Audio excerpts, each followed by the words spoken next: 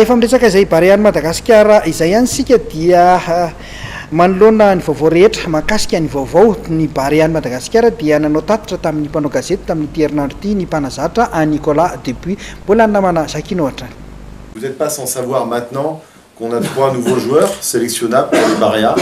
Alexandre, Bastien et Abdallah, Hakim, qui sont là et qui sont maintenant sélectionnables.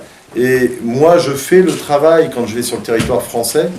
Alors, je vous explique mon emploi du temps. Je fais 3 semaines ici, 1 semaine sur le territoire français. Vous savez que quand je vais sur le territoire français, je fais 2 émissions sur Canal+. Mais je ne fais pas que ça. Je recherche aussi des joueurs pour renforcer les Barea. Et j'ai la chance, alors qu'on avait une liste de 14 joueurs, d'avoir 3 accords de joueurs français qui correspondent à des manques par rapport à notre effectif. C'est-à-dire que, vous le savez comme moi, Fanev a pris sa retraite, Dax a un petit souci actuellement, donc il nous fallait trouver des joueurs correspondant au manque de notre effectif, des joueurs offensifs, d'accord? Même si Caro a fait un match exceptionnel au Niger en tant qu'avancante, il me fallait créer de la concurrence au poste d'avancante et au poste offensif, d'accord? Parce que Carolus est aussi capable de jouer ailleurs, il l'a montré à la CAN qu'avancante. Donc j'ai la chance d'avoir trouvé 3 joueurs qui correspondaient à ça, Hakim et Alexandre qui sont des avancantes et Bastien qui peut jouer numéro 10. Donc, mais sans le PRM derrière, moi je ne suis pas grand chose. Et hier on a présenté, alors je ne les ai pas amenés parce que je les garde précieusement, on a présenté les 3 passeports des 3 joueurs parce que les passeports sont déjà faits. Alors l'avantage qu'on avait, c'est que ce sont des gens, pour Hakim par exemple, son père a joué au club M, déjà je crois, hein.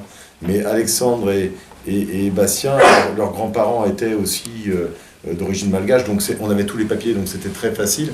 Mais quand même, je tiens à remercier le président de la République qui a fait accélérer les choses, et j'ai déjà les 3 passeports. Donc comme je rentre dimanche, vous l'avez compris, en France, je vais voir les 3 joueurs pour leur donner leur passeport, ce qui les rend sélectionnables. Être sélectionnable, ça ne veut pas dire être titulaire à la place de ceux qui nous ont fait rêver à la CAN. Hein, moi, j'ai des joueurs, j'ai déjà une équipe qui fonctionne. Mais on était, et vous étiez les premiers, vous, journalistes, vous êtes compétents, à remarquer qu'on avait une équipe vieillissante.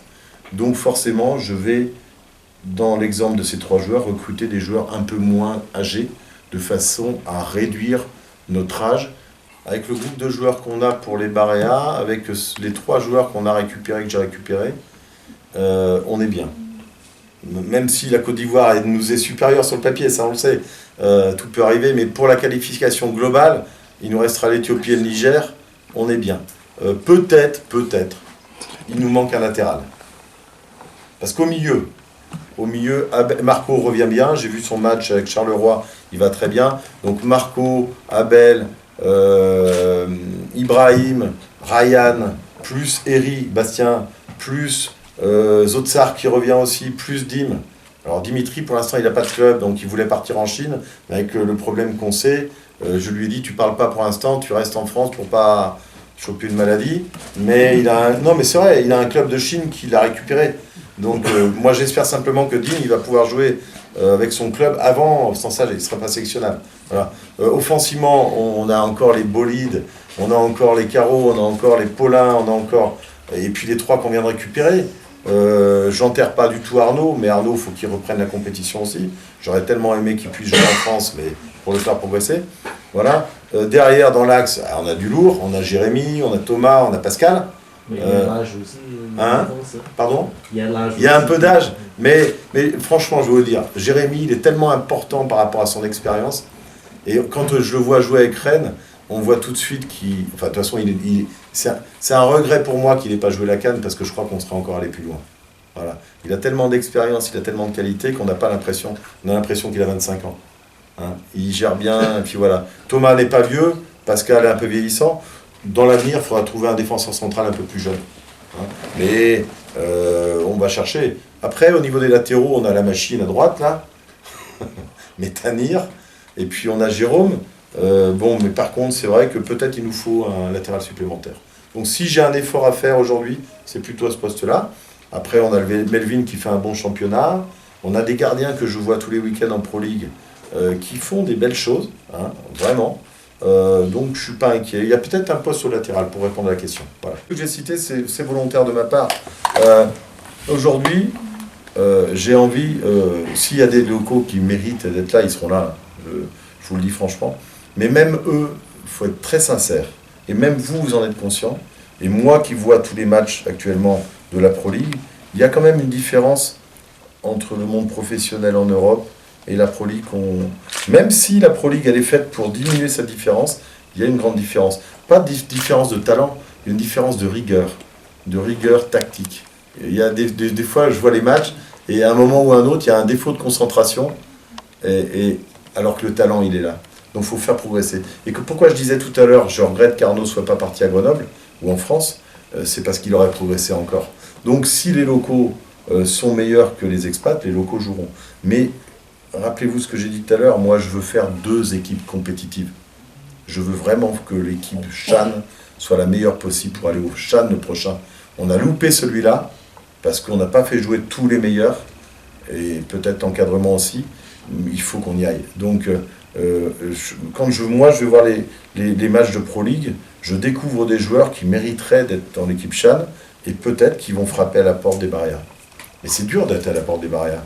Vous savez, les Ivoiriens, aujourd'hui, il n'y a pas un joueur local qui va jouer contre nous. Mais c'est normal. Tous nos joueurs, nos meilleurs, devraient partir en Europe pour progresser. Il faudrait qu'on arrive à ça.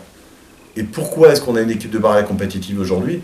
C'est parce que les Fanev sont partis en Europe, les Paulins aussi, les Carreaux, il est parti ailleurs, Ibrahim est parti en Algérie, ainsi de suite. Et c'est là qu'ils ont progressé. C'est pour ça qu'on est costaud. Marco, il est à Charleroi, en Belgique.